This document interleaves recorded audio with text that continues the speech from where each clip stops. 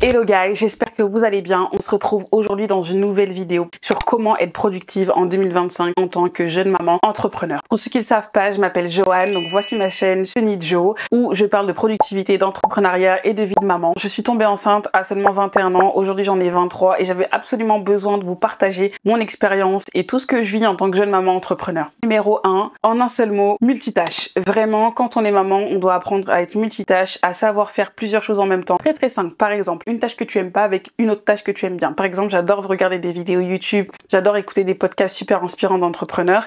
Et d'un autre côté, je déteste faire le repassage, je déteste faire les machines. Ce que je fais pour gagner plus de temps, eh ben, je passe le repassage. En même temps, je regarde ma vidéo YouTube sur l'entrepreneuriat pour me motiver et pour gagner plus de temps. Je vous conseille vraiment de faire ça quand vous n'avez pas énormément de temps dans votre journée, mais que vous devez faire des tâches ménagères, de l'allier à une autre tâche que vous aimez beaucoup. Regardez une vidéo, vous inspirer, mettre de la musique qui va vous inspirer si vous êtes artiste et que vous chantez comme moi aussi. Donc, je vous conseille vraiment de faire ça. Pareil, quand vous allez faire les courses, prenez le temps aussi d'écouter un podcast, de mettre vos écouteurs et de vous inspirer de personnes qui sont vraiment dans l'entrepreneuriat, qui réussissent aujourd'hui et qui peuvent vous apporter des clés. Parce que le fait de faire les courses, donc vous réglez une affaire que vous deviez faire dans la journée, ça vous permet aussi de prendre du temps pour vous. Deuxième conseil, répartissez vos journées en blocs. Alors moi, comment je m'organise? Je vais vous mettre peut-être une petite photo ici. J'utilise Google Agenda qui est vraiment mon meilleur ami et j'organise mes journées en blocs de temps. Le bloc qui est en bleu est complètement réservé à mon fils, à ma relation avec lui et à toutes les activités que je peux faire avec lui. Le bleu est souvent le matin, donc ma routine du matin avec lui. Le noir correspond à toutes les choses que je dois faire pour le travail ou la création de contenu. Donc souvent dans le noir, tu auras YouTube,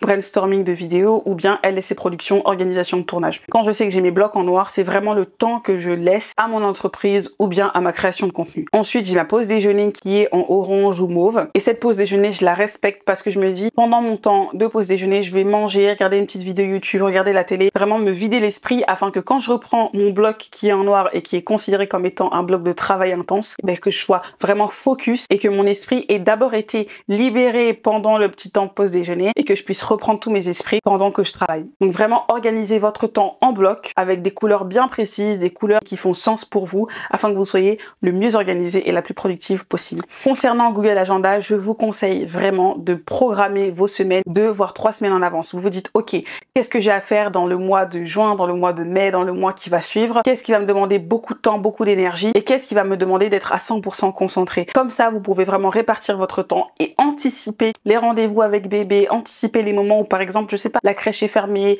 anticiper le jour férié pour que vraiment le jour férié vous le passiez avec votre enfant, lui donnant beaucoup d'amour et que après, bah, le jour d'après où c'est plus férié, vous puissiez travailler à fond. Plutôt que d'attendre que ce soit, oh mince, une semaine en avance ou même juste 2-3 jours en avance, oh mince, demain c'est férié, bah tiens, je vais en profiter pour travailler. Non, si c'est férié, prends ton temps avec ton enfant, profite avec lui, ça va te faire du bien, ça va lui faire du bien et surtout je pense que pendant ce jour férié, peut-être que tu n'auras pas forcément envie de travailler. Je sais que c'est compliqué parce que quand on est entrepreneur, tous les jours non travaillés sont des jours qui ne sont pas payés, mais quand tu es maman et entrepreneur, faut vraiment répartir ton temps afin que ton enfant il ait son temps avec toi et que toi tu aies ton temps aussi avec ton travail. Autre conseil super important que j'ai à vous donner, utilisez les outils de gestion et d'organisation. Donc Google Agenda, Trello, Notion. Sur Notion, ce qui est incroyable, c'est que tu as plein de templates, sur des to-do list, tu as plein de templates vraiment d'organisation, de brainstorming, stratégie de contenu.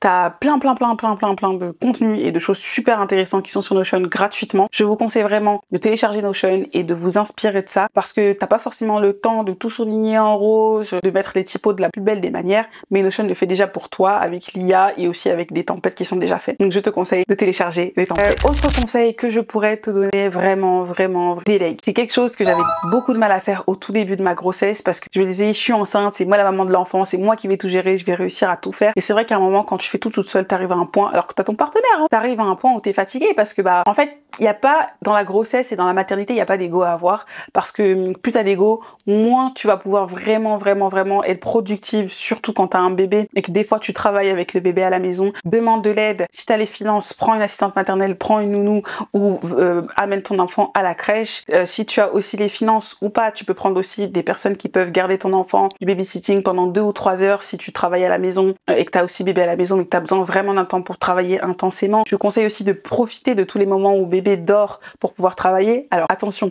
quand je dis ça, moi ce que je te conseillerais c'est 2 jours dans la semaine quand il dort, tu dors avec lui.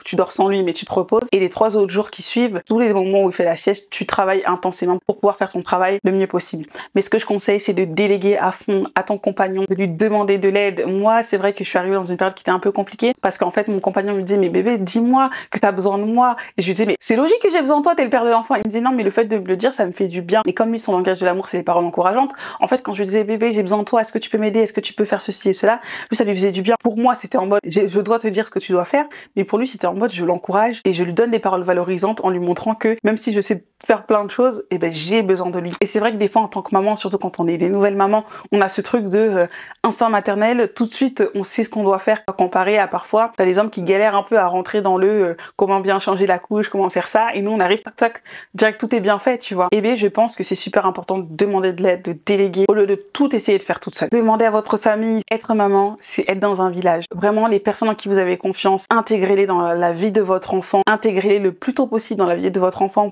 Plus votre enfant va avoir des personnes tôt, plus il va être libre d'être avec elle, et surtout ça va vous libérer aussi pour pouvoir travailler, parce que le temps c'est quelque chose de précieux quand on est auto-entrepreneur. Bien sûr c'est très important de passer du temps avec son enfant, voilà pourquoi il faut être bien organisé et vraiment se dire que bon, si je passe du temps avec mon enfant, ça veut pas dire que je travaille pas, que je suis pas productive. Non, justement le fait de passer du temps avec ton enfant et de savoir quand est-ce que tu passes du temps avec lui et quand est-ce que tu travailles, c'est la raison pour laquelle tu vas être la plus productive, parce que tu vas dire ok, j'ai rempli son bocal, j'ai rempli mon bocal, j'ai pris du temps pour me reposer et ensuite j'ai pris du temps pour être productive. Il faut vraiment essayer d'avoir cet équilibre-là, parce que sans cet équilibre, si tu travailles trop et tu passes pas de ton temps avec ton enfant, tu vas culpabiliser. Et la culpabilité va t'empêcher d'être productive. Maintenant, si tu es tout le temps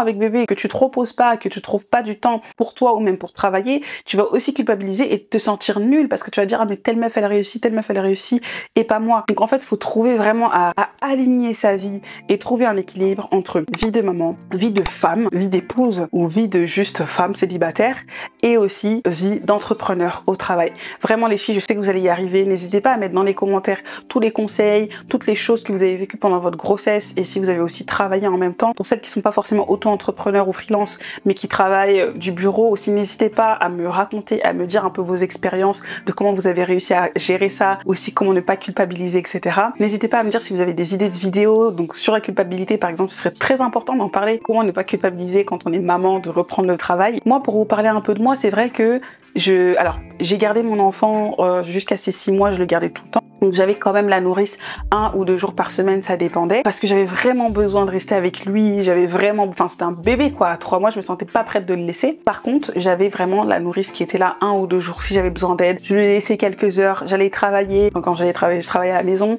et puis je revenais le chercher. Et après ces 6 mois, j'étais enfin prête de le laisser tous les jours pour pouvoir travailler, et parce que j'avais aussi besoin de payer le loyer à chaque fin de mois. C'est vrai que quand on est freelance, on est peut-être des fois dans une situation un peu précaire. Je préférais être dans cette situation-là au début où je savais pas trop si je prenais un client ou pas, pour pouvoir être avec mon enfant et être bien psychologiquement. Aujourd'hui, je suis 5 jours sur 7 en travail. Mon fils, il est chez la nourrice. Et d'ailleurs, je vais le récupérer dans 30 minutes. Donc, je suis trop heureuse. Et j'ai aussi envie de vous accompagner dans ce processus-là. Être entrepreneur épanoui et maman épanouie, c'est vraiment possible. On se retrouve du coup la semaine prochaine pour une prochaine vidéo. Normalement, tu as une vidéo qui sort tous les mercredis. Et voilà, je suis tellement contente d'être sur YouTube, de pouvoir vous accompagner et vous encourager les filles.